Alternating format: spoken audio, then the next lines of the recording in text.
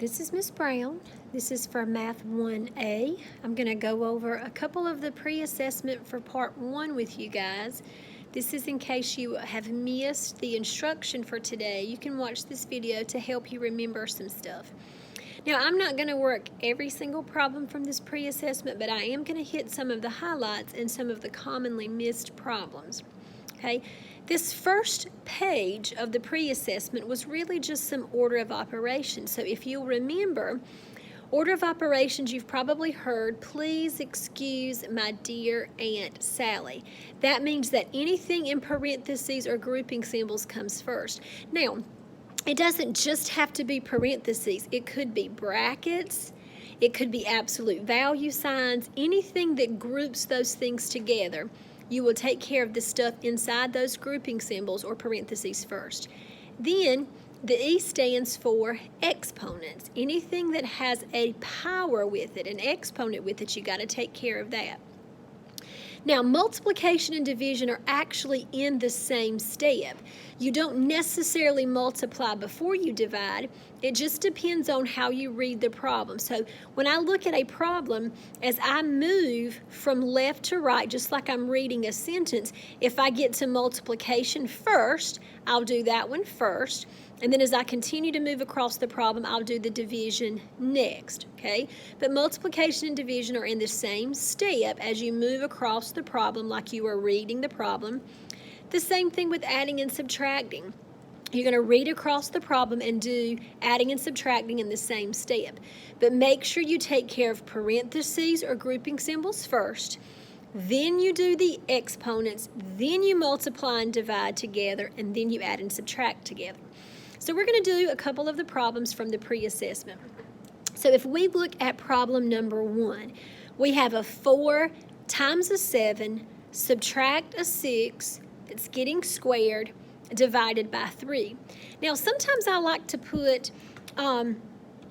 little bubbles above when I'm teaching this so you can number this. So we've got this multiplication operation, we've got a subtraction, we've got an exponent, and we've got a division. If I number these in order, okay, first of all, there is no parentheses, so I'm going to skip that step.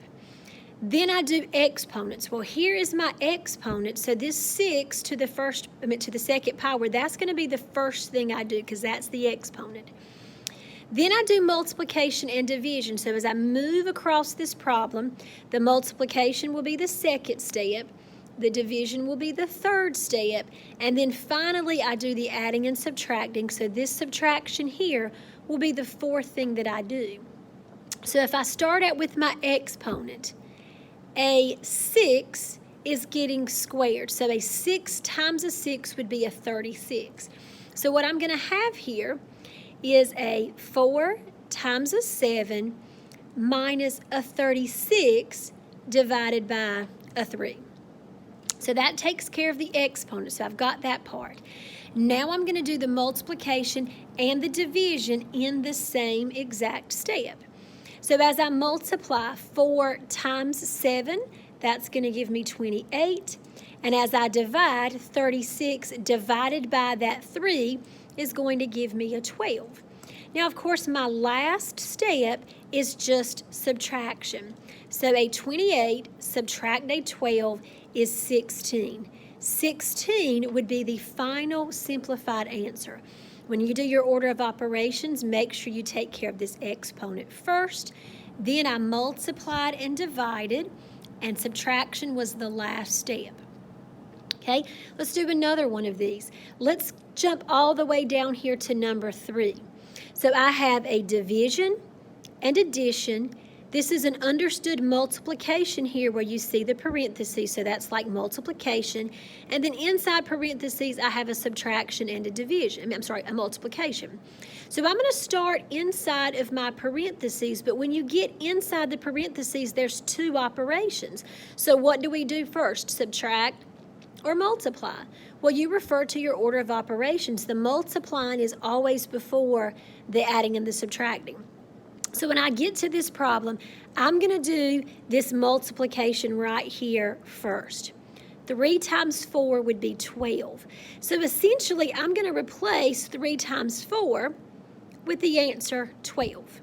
Okay, so now inside of these parentheses, I have an 8 subtract a 12. Now, inside here, whenever you have subtraction, that is the same thing as adding the opposite. So an 8 subtract 12, if I do keep, change, that's the same thing as 8 plus a negative 12. And an 8 and a negative 12 would be negative 4. So I'm going to rewrite the problem over here. So I really have 54 divided by 6 plus 2 times negative 4. Okay, because 8 minus 12, or 8 plus a negative 12 is a negative 4. Now, I've got division, addition, and multiplication here. So I'm going to do my division and multiplication in the same step as I move across the problem. So the first thing I'm going to do is this division, because this is the first thing I get to. 54 divided by that 6 is going to be 9. And then I can do my multiplication. 2 times the negative 4 would be a negative 8. Now, I am adding these two numbers together. Division, multiplication. Now I will do my adding. And a 9 and a negative 8 is 1. That should be the answer for that third problem in your assessment for part 1. Okay, so what you were supposed to do for these is just follow order of operations. Now, I'm not going to work out number 4, but if you do parentheses first, 12 minus 9, that's going to become the number 3. Then you would square it. So 3 squared, 3 times 3 would be a 9. Then you would multiply 8 times 9. And you would multiply 4 times 7, and the very last step is going to be your subtraction. Remember, adding and subtracting is the last step when you do order of operations, okay? Now, I'm also going to show you some of the other problems from your pre-assessment. Some of these problems were just on evaluating. So, if I look at question number 5 from your pre-assessment, they wanted us to take the expression 12 minus 3x and evaluate it whenever x is 2. So that means instead of 12 minus 3 times x, I'm going to substitute in the value of x. Since x is really a 2, then this problem is 12 minus 3 times 2. Okay? Instead of 3 times x, I'm just going to substitute it in and have 3 times 2. Now you go right back to order of operations. Do I subtract first, 12 subtract 3, or do I multiply first? You're going to multiply first. So since 3 times 2 is 6, this problem is really 12 minus 6, and 12 minus 6 is the answer 6. Now, some of you just stopped right here and wrote down 12 minus 6. Remember, you got to simplify it all the way down. So the answer is just 6. Okay? Now, let's jump to one like number 7. 4x plus 5x. If you wanted to, you could go ahead and combine like terms. 4x's plus 5x's would be a total of 9x's.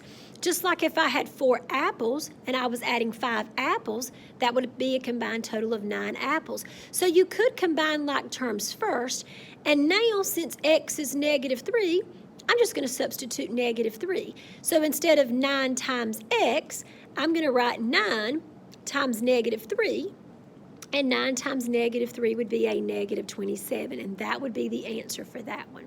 Okay, so the second page in your pre-assessment was really just on evaluating, okay? And then you have some problems with the distributive property. So I'm going to do one example of the distributive property, and then we'll be done, okay? This problem is number 11 from your pre-assessment. We have a negative 4 that is being multiplied times all this junk in parentheses. Now, if you will notice, there are 2 separate terms inside the parentheses. You have the negative 8x, which is a completely different term than this minus 8 here. So what I'm going to do is distribute that negative 4 to both pieces. Some of you on your pre-assessment forgot to distribute to that back term, and you chose this answer.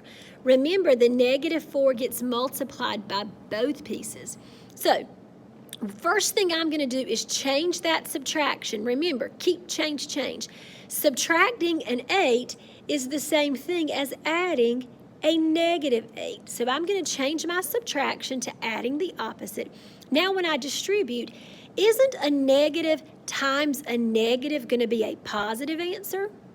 So I can go ahead and cross that one out. It's definitely not going to be that one, because a negative times a negative is a positive.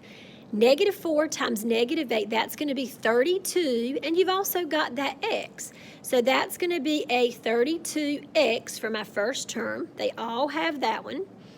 But when I distribute to the second term, negative times a negative should be a positive number at the back. So you should have chosen this first one here. The negative 32x plus 32. That should have been the answer that you chose. Remember, when you distribute, to distribute to both pieces, okay?